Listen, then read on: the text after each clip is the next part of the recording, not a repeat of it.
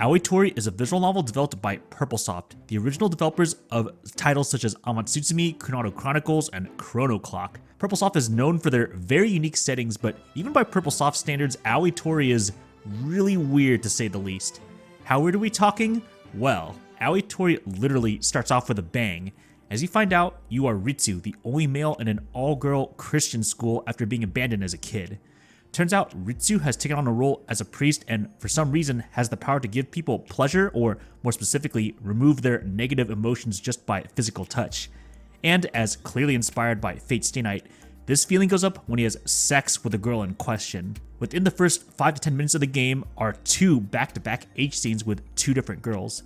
I know it's weird to start off this review talking about the sexual content, but this is literally what the game starts out as, and the common route has several casual sex scenes. So if you really don't like H scenes in the common route, I suggest you not pick this visual novel up. As long as you don't mind that though, I think this visual novel is actually quite the wild ride and constantly entertaining. Despite the visual novel starting off with a couple H scenes, it's pretty clear this isn't going to be a shallow nuki-gay. The main protagonist is shown pretty early on to have a savior complex of sorts. Since he's the only guy at an all-girls school and has been conditioned to want to help these girls in trouble, he's kind of resigned himself to just using sex as a tool to make these girls feel better, even though it's clear that he just sees this as a monotonous job at best and clearly has some trauma about it at worst. This monotonous life he leads starts to change when he starts getting phone calls from a mysterious female voice claiming that she's, as she calls herself, a devil on the line, and that the main character actually has powers of the latent abilities of some dark demon lord, and that this mysterious woman is calling him his loyal servant or something. This phone servant can somehow see everything Ritsu and everyone else does, similar to watching a surveillance camera with a wiretap, can provide answers to questions, as well as provide things on requests and contracts. Have I mentioned this story is weird yet? But it's weirdness that adds a layer of mystery to the story that's constantly made Aoi Tori interesting to me. However, the story really starts going when he first meets a lolly-ish vampire girl named Mary. She first appears in the chapel that he's living in and claims that she wants to return to her hometown after 100 years since she's, well, a vampire who can live forever. Mary's introduction is a great representation of Aoi Tori's real story. Every major character has some kind of emotional trauma or psychological scars, and it's up to Ritsu to help them with their issues and simultaneously also help himself with his own trauma. Aoi Tori's common route is divided into 8 chapters, with the first 3 being a prologue, mostly featuring a surprisingly emotional, feelsy introduction to Mary's story. After that, the next 5 chapters are your typical common route fare, where Ritsu gets to learn more about Mary as well as the other main heroines. Despite the story taking place in a rich all-girls Catholic school, most of the plot does not take place in school at all, and in fact mostly takes part in Ritsu's chapel. As said earlier, Ritsu is something as what I like to call a pleasure priest, because outside of the casual physical healing, he actually does your typical Catholic priest-like things like doing prayers, cleaning and managing a chapel. A big part of the drama in the various routes is how Ritsu has to balance his role as a pleasure priest for the whole school versus eventually having to settle down with one girl. Once you reach the end of the common route, you get to the only real choice in the entire game, picking between the first 3 non-heroine routes. My personal recommendation is to go Mary, then Risa, then Sayo, and then you'll get the true route unlocked on the title screen. Speaking of the heroines and their routes, I'm going to quickly go over each of them and what to expect from the routes without spoilers. Mary is the very first major heroine you get to know, and the common route does a very good job building up her goofy personality, but also her issues about being a 100-year-old vampire. These issues naturally continue to be a factor in her route, and I would say her story in general is by far the most emotional of all the heroines. Mary is the most consistently likable and wholesome character throughout the whole game. While I did like her route for being solid and emotional, it was a bit predictable. The next character I'm going to talk about is Risa, a substitute teacher who has something of a history with Ritsu.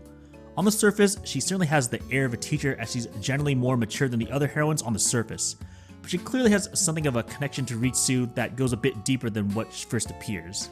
However, it turns out Risa also has a sister who is a pretty big part of her route, Mikako.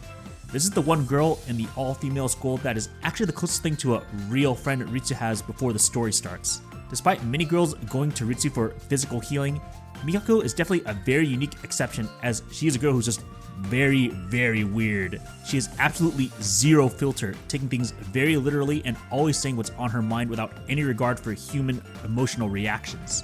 However, it's this intense frankness that likely makes her an actual really good friend for the only guy on campus and honestly makes her kind of charming in a way. Despite the game calling this the Risa route, for various reasons, this is very much a threesome route. I personally didn't mind it since the way they handle it was so degenerately over the top that I thought it was just entertaining. It did have some actual interesting emotional moments and character depth for both sisters, but I just think if the romantic aspect of the route was built up better, I think the emotional moments could have hit harder. The next heroine I'm going to talk about is Sayo, who is supposedly Ritsu's long-lost twin sister, at least according to the devil on the line. Apparently, before the story started, this phone devil assistant actually was in contact with Sayo, since Sayo has very similar powers to Ritsu, but not quite the same. Sayo's route was definitely pretty wild to say the least.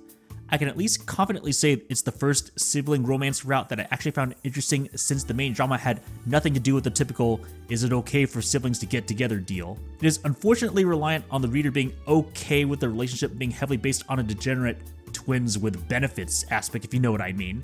But as long as you don't mind that, Sayo's story is quite fascinating with some really interesting character twists and the highest amount of Christian Bible parallels in the story of the non-true routes. The final and true heroine is Akari. She definitely makes a first impression as she's one of the first two girls at the very beginning of the game that Ritsu has sex with so she can feel pleasure from getting her negative emotions erased.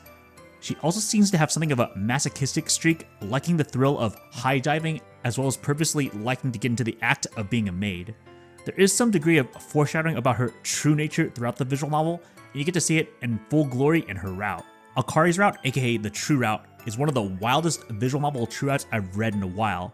It actually tries the purpose of the non-true routes better than many other true routes from other visual novels, goes extremely ham on the Bible and Western play story parallels, and the last portion of the route specifically was just pure insanity in the best way possible.